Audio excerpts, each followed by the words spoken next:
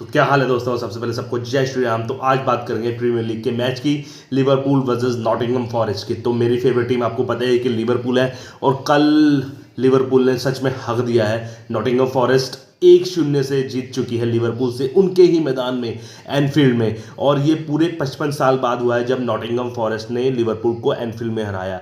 ये साल 1969 में हुआ था जब नॉटिंघम फॉरेस्ट ने हराया था, और अब पूरे 55 साल बाद हराया है एनफील्ड में।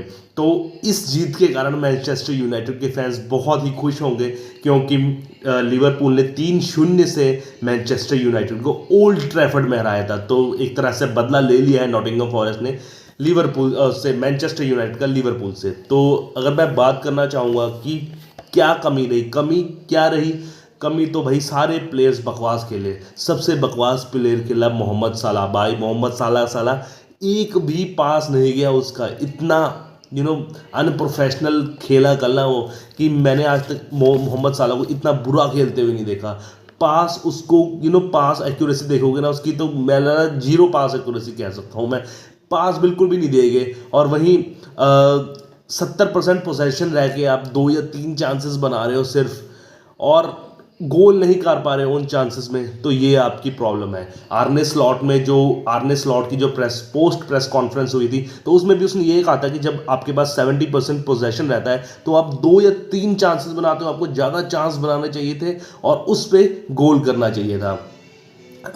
लेकिन अगर दूसरी तरफ नॉटिंघम फॉरेस्ट की बात करें तो भाई नॉटिंघम फॉरेस्ट के पास मात्र 30% चांस था, लेकिन जो उन्होंने डिफेंस किया, जो उन्होंने मार्क किया हर लिवरपूल के प्लेयर को, सराहना देने वाला काम है भाई। एक इतनी छोटी सी टीम और उनके डिफेंस सिस्टम भाई एकदम हर एक को मार्क कर रखा था उन्होंने। मोहम्मद सलाह को तो पिंजरे में शेर कैद कर रखा था उन्होंने, जिस तरह से डिफेंस किया। और अगर फर्स्ट हाफ की बात करते तो दोनों साइड्स अच्छा खेल रही थी और नॉटिंघम फॉरेस्ट ज़्यादा अच्छा खेल रही थी, जिसकी वजह से फर्स्ट हाफ गोल लेस रहता है, 0-0 पे रहता है, जिसकी वजह से आर्ने स्लॉट को सेकंड हाफ के बाद सब्स्टिट्यूट करना पड़ता है। सब्स्टिट्यूट बुलाते हैं, फिर सब्स्टिट्यूट में आपके लिए डार्विन न्यूनेज आते हैं, कोडी गैक्पो आते हैं आपके लिए, और फिर ब्रैडली आते हैं। लेकिन इन तीनों ने ज़्यादा कुछ दिया नहीं। और मैं बात करना चाहूँगा लुइस डियाज, बहुत अच्छा नहीं रहा उनका मैच। पोजेशन लूज किया, डियोगो जोटा तो पूरे मैच में दिखे ही नहीं।